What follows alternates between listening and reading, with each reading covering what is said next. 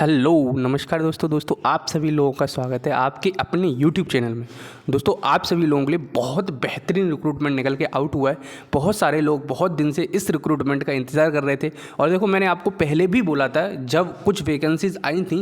देखो पहले मैं ये बता देता हूँ किस रिक्रूटमेंट एजेंसी की तरफ से आपके लिए रिक्रूटमेंट आउट हुआ है। जैसे कि दोस्त आप स्क्रीन पर देख ही सकते हो, space research organisation, Indian space research organisation ISRO की तरफ से आप सभी लोगों के लिए रिक्रूटमेंट आउट हुआ है।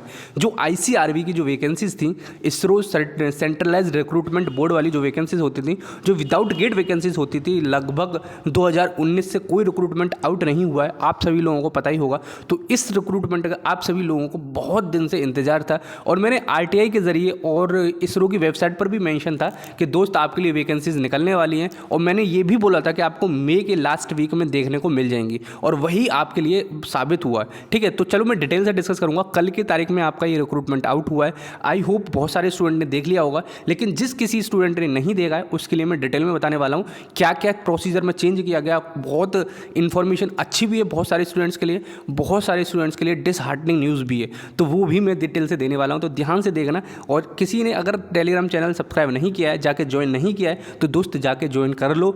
वहाँ पर जो भी नॉन टेक्निकल का वेटेज होगा, क्योंकि अब तो इसरो में भी नॉन टेक्निकल का वेटेज रख दिया है, वो भी मैं वहाँ पर प्रोवाइड करूँगा और जो टेक्निकल के नोट्स हैं वो भी वहाँ पे प्रोवाइड करूँगा। और एग्जाम का पैटर्न थोड़ा सा चेंज हुआ है, स्लाइटली डिफरेंट हुआ है, तो प्रीवियस ईयर पेपर तो आप साइट पर भी जाके देख सकते हो, लेकिन जो नॉन टेक्निकल के नोट्स के as per as non technical notes is concern वो आपको वहाँ मिल जाएगा। ठीक है, तो जाके ज्वाइन हो जाओ और चैनल सब्सक्राइब नहीं किया तो कर लो। चलो मैं डिटेल से डिस्कस करता हूँ क्या होने वाला है पूरी डिटेल में, ध्यान से देखना। थोड़ी सी डिसहार्टनिंग न्यूज़ है वो भी मैं बताऊँगा।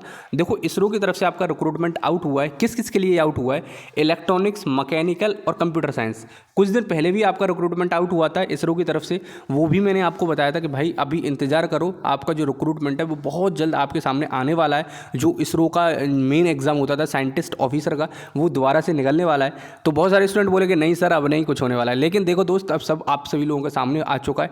अब देखो मैं नीचे दिखाता हूँ आपको। इलेक्ट्रॉनिक्स में आपकी अगर डिग्री हो इलेक्ट्रॉनिक्स एंड कम्युनिकेशन में और 6.84 CGPA हो और 65% मार्क्स हों तो आप एलिजिबल हो जाओगे। ठीक है, टोटल 90 वैकेंसीज हैं, जिसमें से 11 वैकेंसीज आपकी बैकलॉग की वैकेंसीज है, वो यहाँ पे मेंशन भी कर रखा है। अब इसके नीचे आओगे मैकेनिकल में तो भरमार वैकेंसी दी है इस बार इन्होंने, 163 वैकेंसीज हैं टोटल। एलिजिबिलिटी क्राइटेरिया वही है, मैकेनिकल इंजीनियरिंग या उसके इक्विवेलेंट आपके पास में डिग्री डिप्लोमा होना चाहिए, डिप्लोमा नहीं सॉरी डिग्री ही होनी चाहिए। उसके बाद आप देखोगे कंप्यूटर साइंस में दोस्त, तो कंप्यूटर साइंस में भी 47 वैकेंसीज हैं। इतनी वैकेंसीज अभी तक कंप्यूटर साइंस में नहीं आई थी as per as ISRO is concern. ठीक है, अब उसके नीचे ऑटोनॉमस बॉडी देखोगे, इलेक्ट्रॉनिक्स उसमें 2 हैं, कंप्यूटर साइंस में 1 है, तो टोटल मिला के आपकी कहीं देखोगे तो 300 के आसपास आपको वैकेंसीज देखने को मिल जाएंगी। तो काफ़ी अच्छी इनॉर्मस वैकेंसीज हैं, तो ये आपके लिए एक अच्छी न्यूज़ है। अब देखो मैं आपको एलिजिबिलिटी क्राइटेरिया बता देता हूँ। ये तो एलिजिबिलिटी क्राइटेरिया ये था कि बीटेक होना चाहिए। अब आपको मैं सिलेक्शन प्रोसीजर देखो, सबसे ज़्यादा डिसहार्टनिंग न्यूज़ जो मैं बात कर रहा था आपसे वो है दिस 28 ईयर्स रखा है। देखो इस बार के बाद रिक्रूटमेंट आपको पता नहीं कब देखने को मिलेगा, तो देखो यार मेल वगैरह करो और मैं आपको मेल आईडी वगैरह टेलीग्राम में प्रोवाइड कर दूंगा। जिस किसी की भी एज 28+ हो चुकी है तो यार उनके लिए तो बहुत ही ज़्यादा बेकार की बात है। पहले इनकी 35 ईयर्स 8 एज थी, अब इन्होंने उसको घटा के 28 कर दिया है। पता नहीं क्या समझ में आया, कोविड में सब लोगों ने अपनी एज में रिलैक्सेशन दिया है, इन्होंने कॉन्ट्रैक्शन कर दिया है। तो अब मुझे समझ में नहीं आया मतलब क्या ही किया इन्होंने, और रिक्रूटमेंट में दोबारा से पूरा सब कुछ देखा है। 28 ईयर्स अब एज लिमिट रख दिया। देखो मैं मेल आईडी वगैरह आपको प्रोवाइड कर दूंगा, जिससे कि जो कोई भी स्टूडेंट हो कम से कम एटलीस्ट अपना कंसर्न रेज तो करो। ऐसे तो नहीं बैठ सकती कि यार उन्होंने कर दिया हम क्या ही कर सकते हैं। एक बार कंसर्न रेज करो, शायद वो मान जाए। ठीक है, वैसे तो 28 ईयर्स हो ही गई है, लेकिन बाई चांस अगर कोई भी 22% एक भी चांस हो कि उन्होंने सोच लिया हो कि भाई 1-2 स्टूडेंट्स को दिक्कत हो रही है, चलो हम करके देख ही लेते हैं, तो अभी फिलहाल 28 ईयर्स जिसकी एज लिमिट हो 14/6/2023 के साथ में, तो भाई आप एलिजिबल हो जाते हो।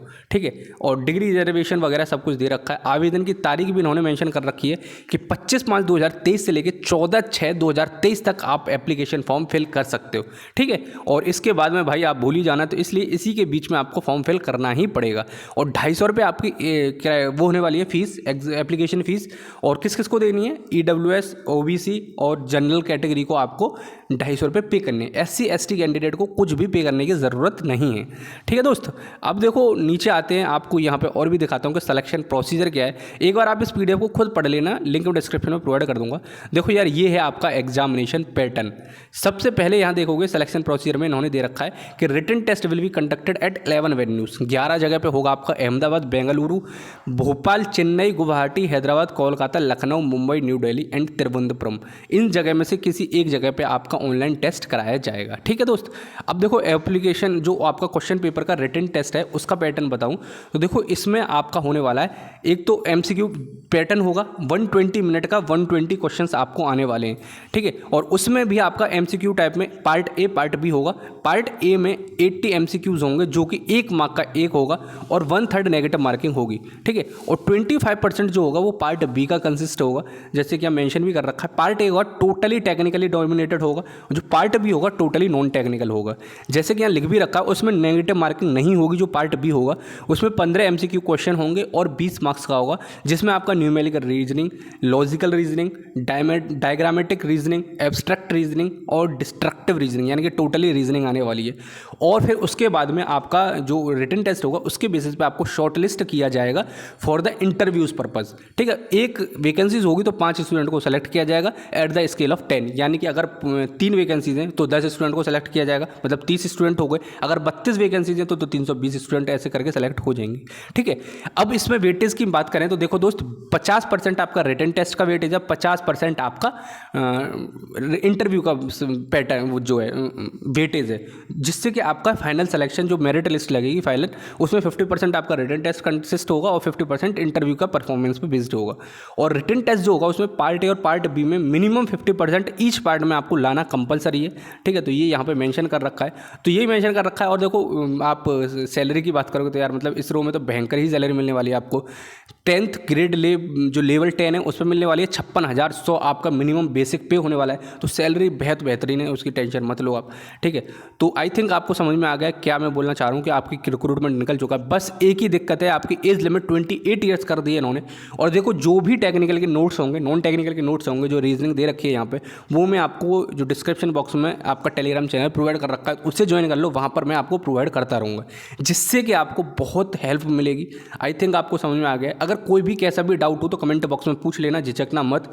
ठीक है, और बहुत सारे स्टूडेंट पूछ रहे थे कि सर क्या ही हुआ इस वैकेंसीज का, तो देखो दोस्त आपके सामने आ चुकी हैं, क्योंकि इन्होंने बहुत पहले ही बोल दिया था कि वैकेंसीज निकलने वाली हैं। तो आई थिंक आपको समझ में आ गया। और फॉर्म जल्दी भर देना, लास्ट डेट का इंतजार मत करना, यहाँ लिख भी रखा है लास्ट डेट आपकी 16/6/2023 है पेमेंट करने की, और 14/6/2023 आपकी क्लोजिंग डेट है ऑनलाइन एग्जामिनेशन की। ठीक है, तो चलो फिर मिलते हैं किसी अगली वीडियो में। जब तक के लिए दोस्तों ध्यान रखो अपनी पढ़ाई पे और पढ़ते रहो। चलो फिर मिलते हैं अगली वीडियो में, जब तक के लिए जय हिंद, जय भारत।